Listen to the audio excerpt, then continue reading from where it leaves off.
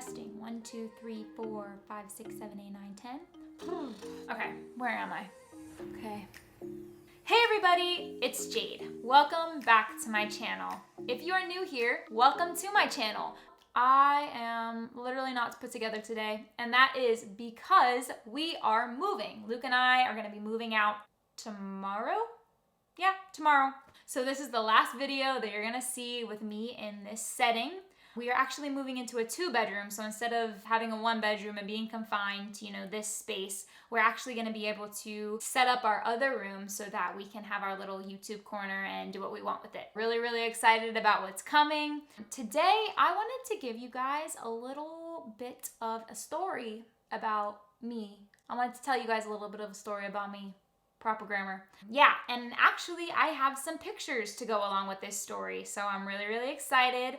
I don't know if I'll let you guys know. I'm still gonna decide which ones I'm gonna put in here, but just know that they're gonna be popping up sporadically. So yeah, so let's get into it.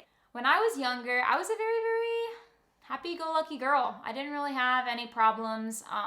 Like I said in one of my last videos, my parents did get divorced when I was young, but it didn't really affect me that much. My family was still for the most part together. I was really close with my cousins and all of my friends, so I didn't really care too much. I was a big dancer, did a lot of dancing, did some acting, some singing, the whole shebang. Life was really good. I mean, I was having a lot of fun. I did a lot of awesome things. My mom actually made it a tradition with me that we would go to concerts together. This was, a couple years after the divorce happened, but we always went to see Sugarland. So those of you who don't know who Sugarland is, they are a country band. They're like a pop country band. I don't really follow them anymore, but I remember when I was younger, I was like obsessed with them. Stuck Like Glue was my favorite song like ever. So I was really, really excited that we were able to do this. And so it was at the Indianapolis State Fair. When they're outside, usually they have the stages set up for the speakers or the bands that are gonna play. So it was one of those outdoor stages. My mom was always able to get us in the pit, and the pit was where you stood to get into the front row to see the people perform. I was really, really, really happy when we were able to do that. There were the first couple of acts. Those people came on, and then we were waiting for the main act when somebody came out and told us that a storm was coming. I don't remember this part, but my mom has told me it numerous times. And so, I try to piece it together in my head. I'm gonna give you the best explanation I can with what I remember and what I've been told. So a storm was coming. If you wanted to take shelter, you could, but you would lose your spot in the pit. And when you're in the pit, it's first come, first serve. If you leave, you lose your spot. So none of us wanted to move. A couple minutes passed, and suddenly a pre-wind came in. Now, believe it or not, the stage actually fell down, the entire stage. And my mom tells me that I turned to her and I screamed and we ran. And from there, I was knocked out. And then my mom, the stage actually landed on her, but she was in a completely different position. I actually was knocked and thrown into, like a little pocket, I guess, which honestly was totally God because, anything could have landed on me, but it didn't. And because of that, I was actually one of the first people found. Now, from what my mom has told me, she did not know where I was, but a nurse had just so happened to be there, and she was able to find me. I was one of the first people found, and she actually breathed for me. I was knocked unconscious, and I started to go into the fetal position, basically because I was dying. She got me on one of the first ambulances out. As you can imagine, it was very hectic. I actually met a woman. She had run fast enough away to see what was happening. So I can't even imagine because, like I said, I was knocked out. So I was taken to the hospital. It got really crazy because it was possible that I would not be able to talk, walk, function because of the injury that I sustained. I actually have a scar that goes from the middle down to the side of my head because they had to open my skull and let my brain breathe because my brain was inflamed. So I was in a medically induced coma for about 2 weeks. I know it was definitely 2 weeks or more.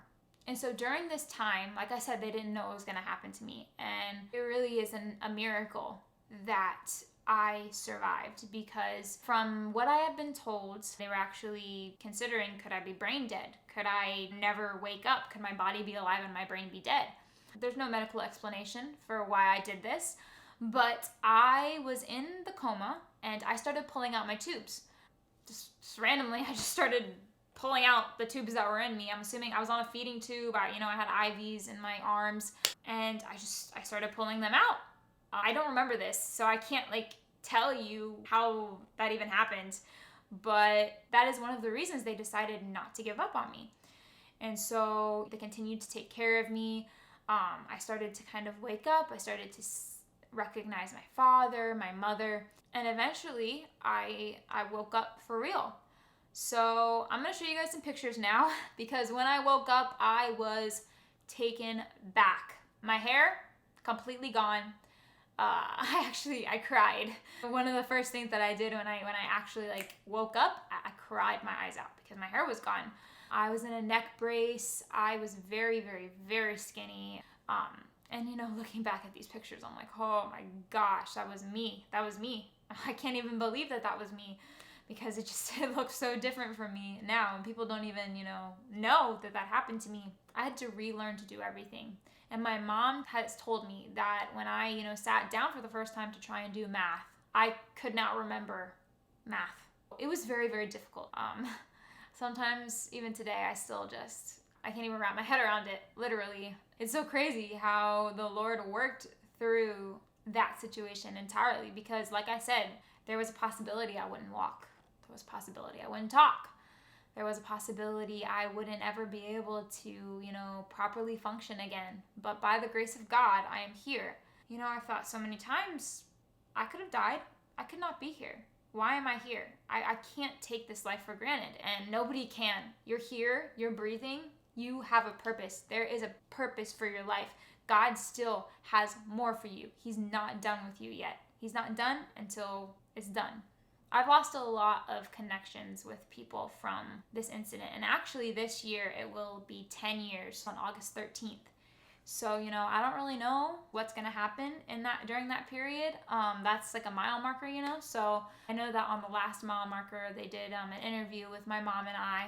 Other than that, I wanted to come on here and just show you guys who I am, because, a lot of people may have seen that. I feel like that may ring a bell for some people. And when they realize that it's me, they're like, whoa. So I wanted to make this video because I want you guys to see who I really am. The doctors say that I could remember at any point.